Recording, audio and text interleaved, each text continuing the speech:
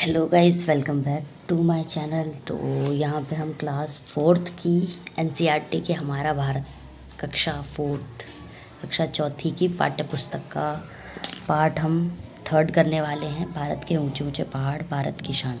आज हम रीडिंग करेंगे, तो हम स्टार्ट करते हैं। तो चलो चलते हैं। चौथी कक्षा के कक्षाध्याय में ने बच्चों को एक प्राकृतिक दृश्य बनाने के लिए कहा। इससे पहले चैप्टर में हमें राज्य राजधानियाँ पढ़े और वहाँ पे क्या क्या फेमस है, कौन सी पूजाएं फेमस हैं या प्रायद्वीप क्या हैं, ये सब पढ़े। अब इस चैप्टर में हम पढ़ने वाले हैं भारत के जो पहाड़ हैं उनके बारे में। ठीक है, तो हम चैप्टर स्टार्ट करते हैं। चौथी कक्षा के कक्षाध्याय में बच्चों को एक प्राकृतिक दृश्य बनाने के लिए कहा। अधिकतर बच्चों ने पहाड़, उसके पीछे उगता हुआ सूरज और साथ में कुछ पेड़ पौधे के चित्र बनाए। आलोक ने तो पहाड़ से निकलती नदियाँ का भी चित्र बनाया। जैसे हम सिंगरी बनाते हैं ना, उस तरीके से जो क्लास है उसमें टीचर्स ने बोला है बच्चों को बनाने के लिए, तो बच्चों ने ऐसा बनाया। ठीक है, कला शिक्षक ने सभी बच्चों को ड्राइंग को बड़े से बोर्ड पर लगवा दिया। अगला पीरियड सामाजिक अध्ययन का था। अध्यापक ने आते ही बच्चों के बनाए चित्र देखे और खुश होकर बोले, चलो इन पहाड़ों को चित्रों से निकालकर भारत के नक्शे पर रखते हैं। यह कैसे होगा? लोग बोल उठा। बच्चों, हमारे देश में उत्तर से दक्षिण तक कई जगह पर पहाड़ हैं। आज हम उनके बारे में पढ़ेंगे। उन्होंने भारत का एक बड़ा मानचित्र दीवार पर लटका दिया और बोले, आलोक तुम अपना चित्र उसके ऊपर उत्तर में लगा दो। आयशा तुम अपना चित्र राजस्थान में लगाओ। सभी बच्चे अपनी ड्राइंग लगाने की जिद करने लगे। अध्यापक ने स्वयं ही चित्र को मानचित्र के माध्यम में पश्चिम तथा पूर्वी तट से थोड़ा हट कर लगा दिया। मानचित्र की तरफ इशारा करते हुए बोले, देखिए भारत में पहाड़ कहाँ कहाँ हैं। ये जो बच्चों ने ड्राइंग बनाई थी ये वो है। और भारत उत्तर में हिमालय पर्वत का काराकोरम पर्वत है और भारत के मध्य में विंध्याचल और सतपूर्णा पर्वत है। पश्चिम में पश्चिमी घाट पर्वत और अरावली पर्वत, पूर्व में पूर्वी घाट। तो ये आपके इम्पोर्टेंट है, तो आप इसको टिक कर सकते हैं। इम्पोर्टेंट पॉइंट दे रखे हैं। हिमाचल भारत का नाम आपने अवश्य सुना होगा। यह पर्वतमाला भारत के उत्तर से प्रारंभ होकर उत्तर पूर्व तक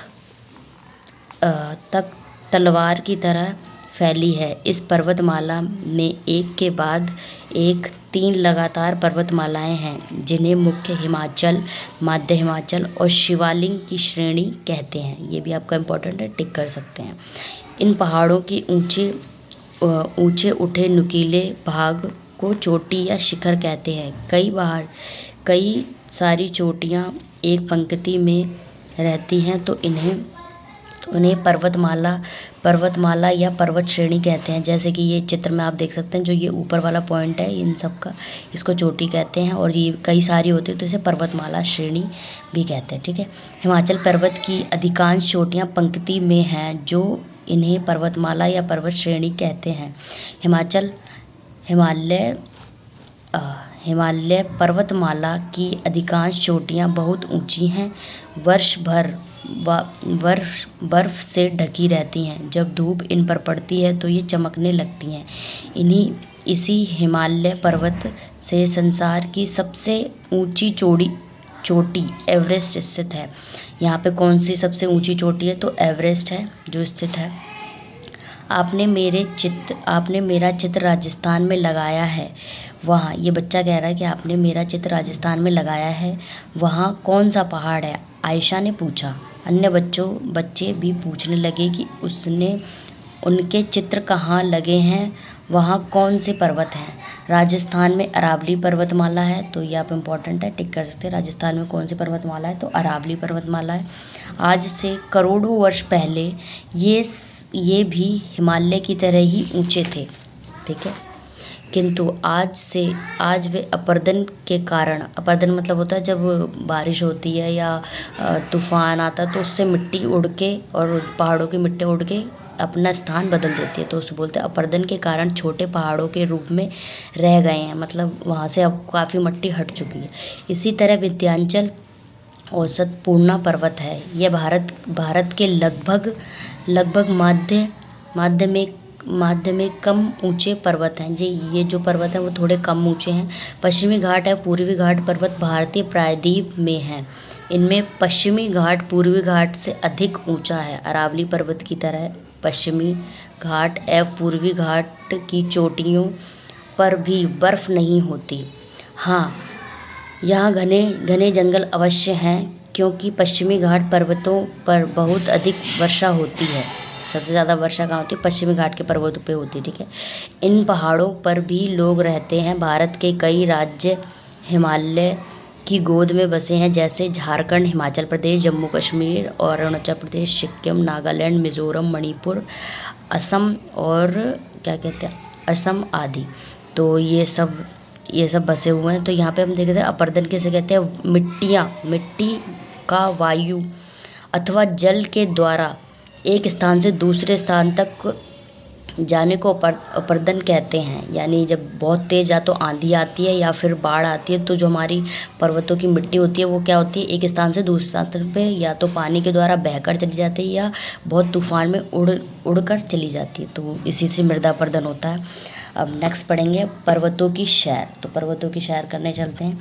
दिल्ली से सबसे नज़दीक उत्तराखंड है। तो दिल्ली में सबसे नज़दीक क्या है? उत्तराखंड है। हरिद्वार एवं ऋषिकेश हिंदुओं के मशहूर तीर्थ स्थल है।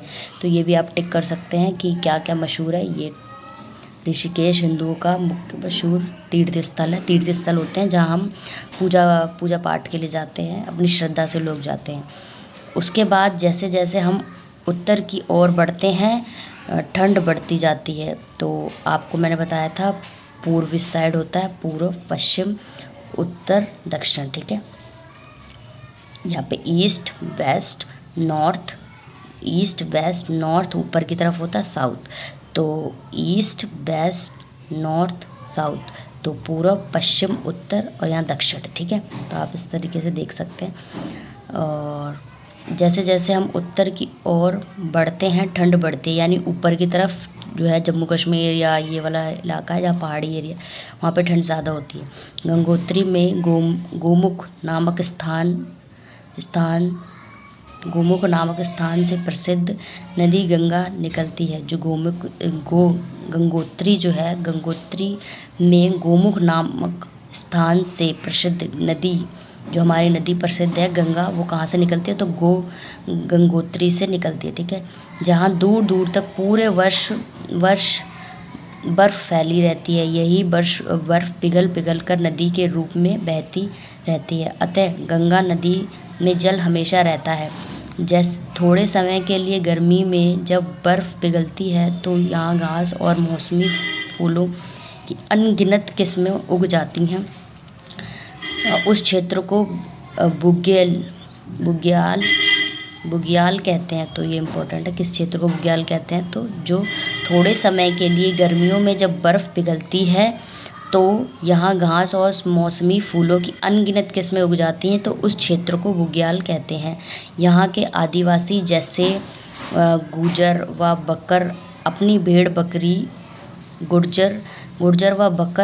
भेड़ बकरियाँ चराने ले जाते हैं। नंदा देवी, केदारनाथ, गंगोत्री में ऐसे कई भूगोल हैं, ठीक है। ऐसे ही दूसरे पहाड़ी राज्य हिमाचल प्रदेश है। दिल्ली और अन्य मैदानी भागों में लोग शिमला, कुल्लू मनाली, रोहतांग पास आदि जगहों पर घूमने के लिए खूब जाते हैं। रंग बिरंगी कढ़ाई वाली गोल टोपी यहाँ की पहचान है। तो ये कहाँ की पहचान है? जो शिमला है, कुल्लू मनाली, इन सब की पहचान है। यहाँ पे गोल टोपी पहने जाती है। हिमाचल प्रदेश में फलों मुख्य रूप से सेब की खेती के लिए मशहूर है। तो हिमाचल प्रदेश में सबसे ज़्यादा सेब की खेती की जाती है, जहाँ पहाड़ों की ढाल पर चीड़ या देवदार के बड़े बड़े पेड़ होते हैं। तो ये भी इम्पोर्टेंट है। हिमाचल प्रदेश में उत्तर पश्चिम में धरती का स्वर्ग कहा जाने वाला जम्मू कश्मीर राज्य है, क्योंकि यहाँ पे ना पहाड़ और जो हमारा आसमान होता है ना, एक मिलता हुआ सा दिखाई देता है, तो इसको स्वर्ग भी कहा जा सकता है। इस राज्य की दक्षिण भाग जम्मू कम ऊंचाई पर है, जहाँ पर मौसम की गर्मियों में हल्का गर्म तथा सर्दियों में ठंडा होता है। कश्मीर बड़े बर्फ़ से ढके पहाड़ों के मध्य है, जहाँ की डल झील और उस पर तैरते शिकारे और हाउस बोट बहुत ही सुंदर लगते हैं। तो ये तैरने वाले शाम है, ये डल झील वहाँ की सबसे ज़्यादा फेमस है। जम्मू कश्मीर में डल झील है, जहाँ की मुख्य नदी झेलम है। जो कौन सी मुख्य नदी है? झेलम।